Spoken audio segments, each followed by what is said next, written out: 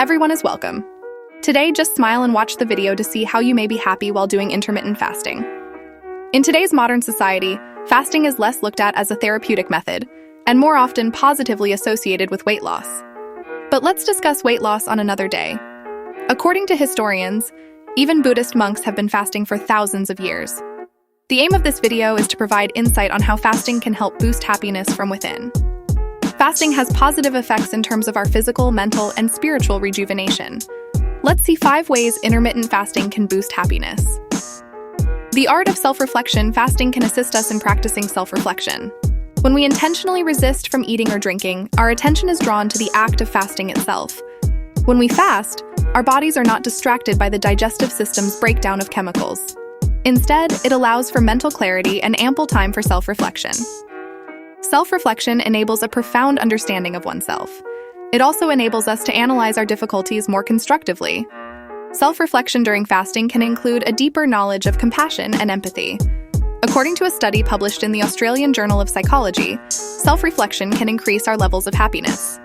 However, one must be aware to avoid reflecting on the same or dark thoughts. This is mainly to dodge the potential of self-rumination. You can start self-reflecting by taking the time to connect with your inner self and question your actions, values, and judgments. Your personal analysis of yourself can align you better towards achieving your happiness goals. Increased level of brain-derived neurotrophic factor, BDNF. BDNF is concerned with areas of the brain that are in charge of memory retention, learning, higher cognitive skills, and mood-related disorders. Low BDNF levels have been associated to Alzheimer's disease, Huntington's disease, and depression. Mark Mattson, a neuroscientist at the National Institute on Aging and professor at Johns Hopkins University, is an authority on the subject and has conducted multiple research on BDNF and brain health. According to the findings of the study, fasting causes an increase in BDNF production. Furthermore, a recent study looked at 97 patients with Parkinson's disease, both with and without depression. According to the findings, BDNF has an inverse connection with depression severity. This shows that the lower the patient's BDNF levels, the more severe the depression. Another study found that antidepressants actually enhance BDNF levels. Fasting has a similar good effect in that it can raise levels of BDNF, boosting our subjective well-being. Taking a break. We are all human, and because of hedonic adaptation, we can easily take favorable events in our life for granted. Taking a break is another strategy to disrupt hedonic adaptation and increase our happiness levels. Fasting is abstaining from all the delectable things dear to our hearts and stomachs. By fasting, we allow our bodies to take a break from things that we regularly enjoy.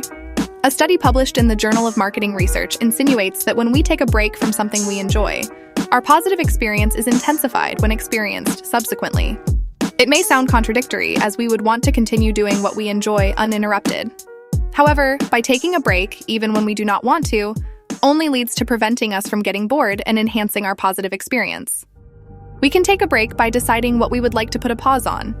For example, if you often enjoy drinking your morning coffee, by taking a break, even for just a day, all of a sudden your cup of joe has become sexier the following day. Voluntary discomfort.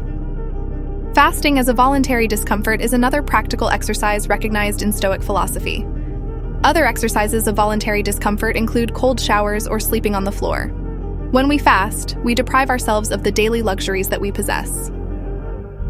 The act of deliberately putting ourselves in uncomfortable circumstances helps us deal with tougher situations in the future. Fasting becomes a means of achieving resilience, patience, and self-discipline. Overcoming the need for comfort will help you see life differently, and perhaps even live life easier than others. Fasting promotes our mental health, as indicated earlier in all of our videos. It is a powerful instrument for rewiring our hedonic adaptability. You can begin fasting now by choosing on the length of your fast and what you are willing to give up. There is no one technique to fast perfectly. Monks, Muslims, and fitness influencers all fast in their own way. Just remember to stay hydrated and have a good fast. That's all for now, and I hope you enjoyed the video.